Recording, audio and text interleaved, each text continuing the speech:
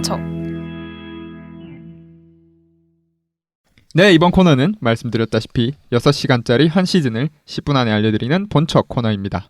이번 시간이 끝나면 여러분들은 이제 시즌 1 킹덤을 안 보셨어도 본척하실 수 있게 되실 겁니다. 첫 코너 준비는 유채님이 해주셨는데요. 유채님, 킹덤 시즌 1 어떻게 본척하면 좋을까요? 네, 드라마 킹덤은 조선시대 창궐한 좀비에 대한 이야기입니다. 조선시대이니만큼 작중에서는 역병 환자로 표현되는데요. 이 사태를 해결하기 위해 분투하는 인물인 이창과 그에 대적하는 세력인 해원 조씨의 대립이 조선의 좀비라는 매력적인 소재와 함께 긴장감 있게 풀어져 나갑니다. 시즌 1만 6화에 달하는 방대한 이야기인 만큼 저는 큰 전개를 중심으로 소개드릴 건데요. 작품의 맥락을 파악하기 위해 가장 먼저 알아야 할 점은 바로 주인공 이창이 세자이며 1화의 시작에서부터 반역자로 몰린다는 것입니다. 그 배후에 있는 것은 조정을 장악하고 있는 해원 조씨 일가인데요. 영의정 조학주와 그의 딸인 중전이 그 축을 담당하고 있죠. 드라마가 시작되는 시점에서 이창의 아버지인 왕은 정체불명의 병에 걸려 생사가 불투명한 상황입니다. 그런데 이창을 비롯한 고위 관리들조차 해원 조씨의 방해로 임금을 아련하지 못합니다. 이렇게 임금의 생사를 알 수 없는 가운데 후궁에게서 태어나 중전이 아들을 낳는다면 서열 싸움에서 밀려날 운명을 가진 세자저와 이창과 왕이 죽기 전에 아들을 낳으면 중전은 물론이고 차대 왕까지 자신의 핏줄로 완전히 장악할 수 있는 조씨의 대립이 이야기의 큰 틀을 차지하고 있습니다.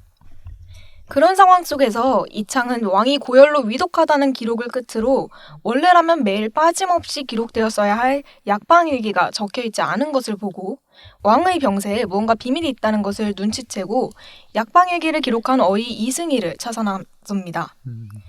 자신의 신복 무영과 함께 세자가 이승희를 찾아 도착한 곳은 경상도에 위치한 동네 지율헌인데요.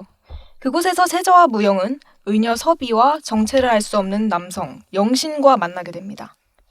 서비와 영신은 이미 역병 환자들과의 난리를 한바탕 겪은 후였는데요.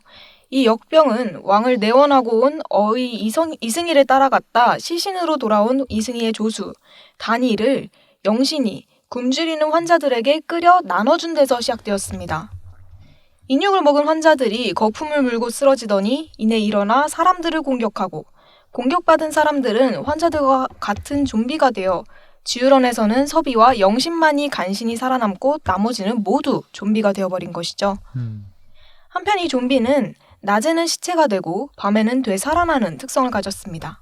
이에 세자 이창, 무영, 서비, 그리고 영신 일행은 동네를 좀비로부터 구하기 위해 분투하고 그러던 과정 중 동네 부사로 부임한 범팔과도 합류하게 됩니다. 그러는 와중에 한양에서는 반역자 이창을 잡으라는 명령이 내려지는데요. 동네로 내려온 이창을 뒤쫓아온 내금위가 동네에 도착하면서 세자 일행은 낮에는 내금위와 밤에는 역병 환자와 분투하게 됩니다. 특히 좀비와 싸우던 과정 중에 세자 일행이 영의정 조학주의 아들이자 중전의 오라버니인 조범일의 머리를 베게 되고 이에 격분한 조학주는 세자에 대한 복수를 다짐하며 이를 갈죠. 세자는 이렇게 점점 더 수세에 몰리게 됩니다. 하지만 이렇게 세자를 압박하는 조씨 일가의 지위도 그렇게 안정적이지만은 않습니다. 앞서 말씀드렸듯 왕이 부흥하기 전에 아들을 낳아 왕위를 물려받아야 하기 때문입니다. 따라서 아들을 낳아야 하는 중전과 중전을 은근히 압박하는 조학주의 대립이 드라마 중간중간 비춰지는데요. 시즌 1 후반에서는 여태 부름배를 끌어안고 등장했던 중전이 사실은 임신하지 않았었고 오갈 데 없는 산모 여럿을 모아 그들 중 누군가가 아들을 출산하기를 기다리고 있음이 밝혀지죠. 중전이 왕족의 해원 조씨의 핏줄도 있지 않은 아이라도 동원해 권력을 잡으려 함이 드러난다고 할 수 있을 것 같습니다. 다시 세자 이야기로 여기서 돌아가자면요. 세자 일행은 좀비를 막는 데 전력을 다하지만 결국 좀비는 동네를 넘어 점점 위쪽까지 올라옵니다.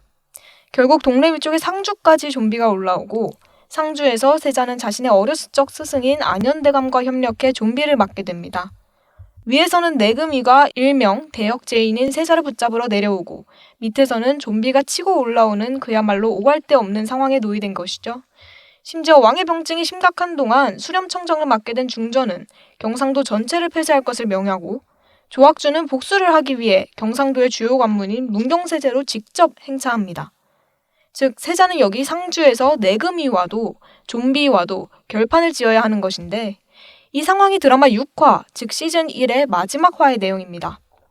혼란한 와중에 밤이 다가오고 좀비가 언제 올지 몰라 긴장한 태세로 세자를 비롯한 모두가 밤을 지새우지만 다행히 동이 틀 때까지 좀비는 나타나지 않습니다. 이에 모두가 긴장을 풀고 휴식을 취하려는데 그 순간 무언가 이상한 낌새가 보입니다. 저 멀리서부터 역병 환자떼가 달려오는 것이죠. 낮이 되면 좀비들이 시신으로 돌아갔던 드라마 초반의 모습과 달리 낮에도 좀비가 활동하기 시작한 것입니다. 이렇게 역병 환자들이 달려오는 모습을 망연히 바라보는 이창의 모습과 함께 시즌 1은 끝나게 됩니다. 네, 여기까지가 넷플릭스 오리지널 드라마 킹덤 시즌 1의 주요 줄거리였는데요. 시간 관계상 매력적이고 멋있는 인물들의 모습을 제가 좀 미처 설명하지 못한 것 같아서 많이 아쉬워요. 그래서 여러분들께 가장 인상 깊었던 또는 멋있었던 인물 그리고 그 행적에 대해 좀 물어보고 싶은데 혹시 작 중에서 누가 가장 인상 깊었나요? 저부터 하라고 네. 앞에서 얘기를 하시네요. 저는 아무래도 주인공인 이창 세자가 일단 주지훈 빼고 너무 잘생기셨고요. 네, 그리고 그 전반적으로 되게 변화해가는 모습이 멋있는 것 같아요. 초반만 하더라도 약간 궁궐 안에서만 산 세자 느낌이 나다가 나중에 이제 동네에서 어떤 그 좀비들을 맞닥뜨리고 그 실상을 바라보면서 자기는 혜원조 씨랑 다른 사람이라는 걸 어필하기 위해서 굉장히 많은 모습들을 보여준단 말이에요. 그런 모습이 굉장히 인상 깊게 보였고 특히나 이제 그 과정에서 이제 혜원조 씨를 비롯해서 혜원조 씨와 그 혜원조 씨 밑에 있었던 이방 뭐 이런 사람들이 이제 배를 타고 다른 곳으로 가려고 하는데 이제 남겨진 사람들이 있을 거 아니에요. 남겨진 백성들을 구출하기 위해서 이 백성들을 다른 어떤 곳으로 데려가고자 했는데 중간에 그 수리가 한번 문제가 생기는 바람에 그거를 없애려고 그러니까 그런 말이 잘 안 나오네요. 그거를 최대한 막아보려고 대사를 치는 장면인데 그 대사가 저는 굉장히 인상 깊더라고요. 뭐라고 하냐면 나는 다르다. 난 이들을 버리고 간 이들과도 다르고 혜원조 씨와도 다르다. 이런 표현을 쓰거든요. 명장면. 네, 그게 되게 성장해가는 이창 또는 세자의 모습을 잘 보여준 장면이라고 생각해서 가장 명장면이라고 생각이 듭니다. 뭐 하나 조금만 덧붙이자면 이창이 조선 시대임에도 불구하고 수염이 없잖아요. 네. 그렇단 말은 이제 그때는 수염 그 신체 발부 수지 부모라고 해서 수염도 제대로 안 깎고 이렇게 기르던 때인데 수염이 없는 걸 보면 뭐 해봐야 20살이 안 될 시점이지 않았을까. 죄송해요. 홍 회장님이 자꾸 턱을 수염만 지어가지고 왜 그러시는 거예요? 그거는 저도 모르게 나온 행동이고요. 네, 아, 20살, 네, 20살이 이전 안 된 이제 성장기 시점이라고 추측을 해볼 수 있는데 그러면 좀 더 이제 성장하는 그런 모습이 보일 만한 체질 아니었을까요? 그러니까요. 체질일까요? 디테일하게 설정을 그러니까 태초에 수염이 잘 안 나는 몸이었던 거죠. 저도 뭐 수염이 그렇게 많이 나는 편은 아니라서 네. 앞에 젊은 편이긴 했죠. 네, 세자가. 네. 다른 분들은 또 저는 사실 인물로 치면은 안현대감이 가장 인상이 깊었어요. 처음부터 물론 이제 허준호 배우님이 엄청 포스 있게 나오는 모습이 일단 멋있었고 그 다음에 이제 좀비들 해치우면서 갈대밭에서 나오는 장면이 한 장면이 있는데 그 장면에서 이렇게 상황이 대충 다 종료가 되고 나서 안현대감과 이창이 이제 서로 바라보고 있다가 이렇게 안현이 무릎을 꿇으면서 세자저하시다. 이 나라의 국본이 세자저하시다 하는 장면이 있는데 그 장면에서 볼 때 엄청 충직한 신하의 모습이 보여서 마음에 드는 인물이었습니다. 사실 명대사는 이창한테서 저는 그래도 또 꼽고 싶은데 명대사 제조기잖아요, 이창이.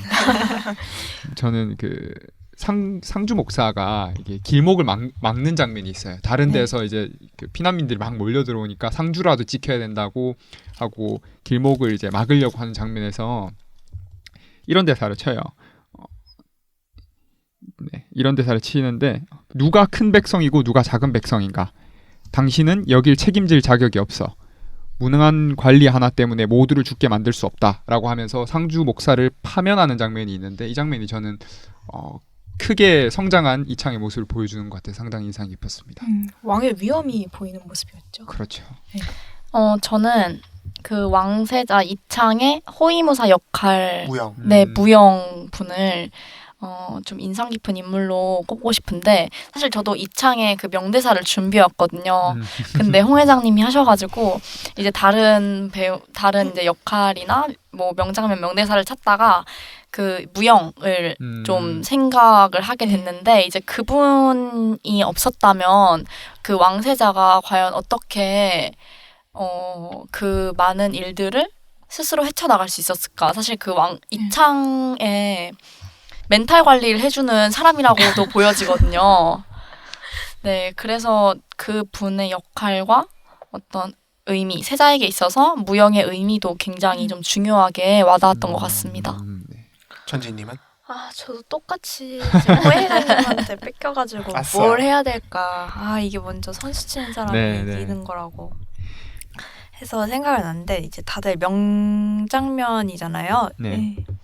근데 명장면이라기보다는 보면서 저한테 조금 그냥 계속 생각이 나던 장면을 소개를 하자면 그 동래 목사였나요? 동래 목사? 직위가? 동네 부사. 범팔이요? 네.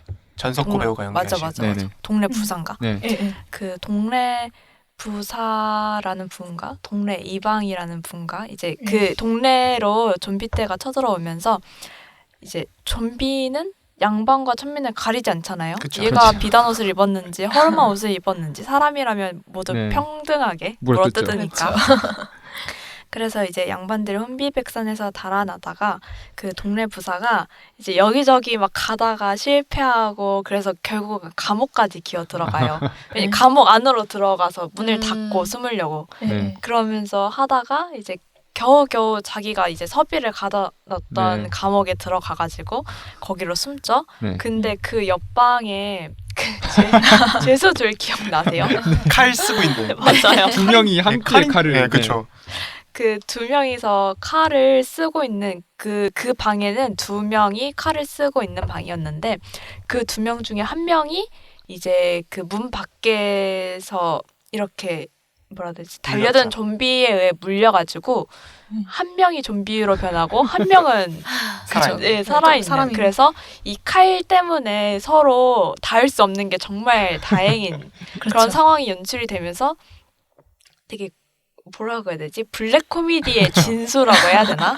맞아요. 그 부분이 되게 아이러니하면서 너무 웃겼어요. 인간 팽이가 되죠. 맞아요. 계속 빙빙 돌면서.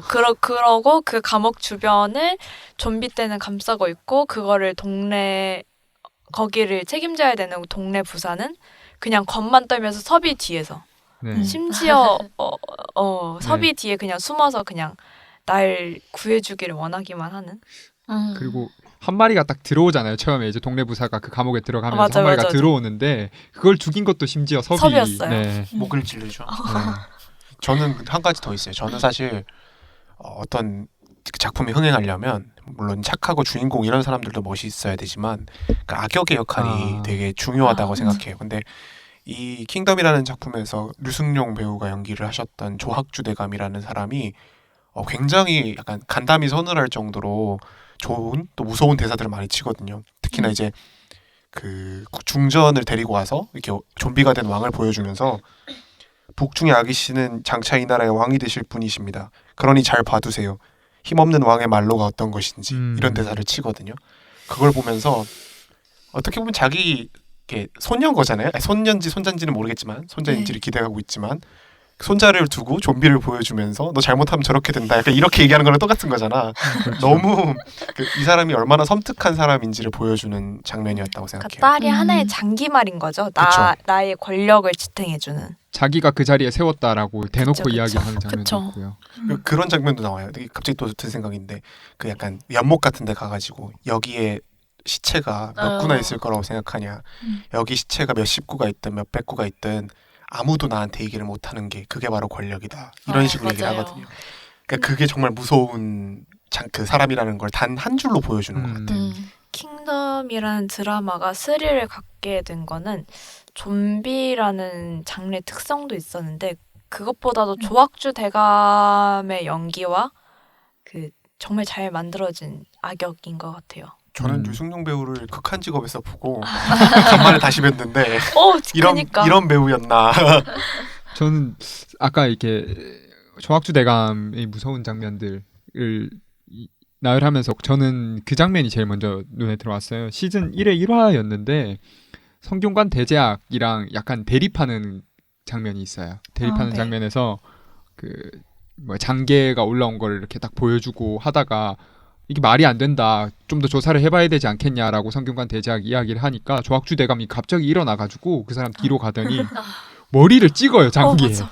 저 그래서 그걸 보고 아니 조정 대신들을 이렇게 대놓고 물리적으로 탄압할 수 있는 사람인가? 조커 아니에요? 그 다크나이트 보면 제 이제부터 연필 하나를 사려지게 해보지 말로 따란. 약간 뭐랄까요? 그런데 다른 조정 대신들은 가만히 앉아서 보고만 있잖아요. 얼마나 지배력을 이렇게 그 안에서 그 행사를 하고 있는지를 보여주는 장면이었던 것 같아요. 엄청 서늘했어요, 그 장면도. 네, 뭐 이런 사실 악역들 중에서 두 축이 저는 있는 것 같은데 그 좀비들이랑 이런 그 혜원조 씨 이렇게 있는 것 같은데 두 축이 사실 이제 그게 긴장감을 잘 유지를 해주고 있지 않은가 저도 그렇게 생각합니다. 유채는 명장면이 뭐예요? 저요? 사실 저는 질문자라서 명장면을 딱히 고민하지 않고 왔는데 왜냐하면 제가 시즌 1을 보고 사실 너무 재미있어서 시즌 2까지 쭉 달렸거든요. 근데 제가 이 킹덤이라는 드라마에서 진짜 명장면으로 뽑고 싶은 네. 장면은 시즌 2에 있습니다. 그래서 여러분 이렇게 예고편을 한번 보셨으면 좋겠다. 언젠가 또 시즌 2를 또 다루는 걸로 하죠. 네, 좋습니다. 네. 감사합니다. 이까지 본척으로 준비를 하고요. 네, 다음 코너인 아는 척으로 넘어가겠습니다.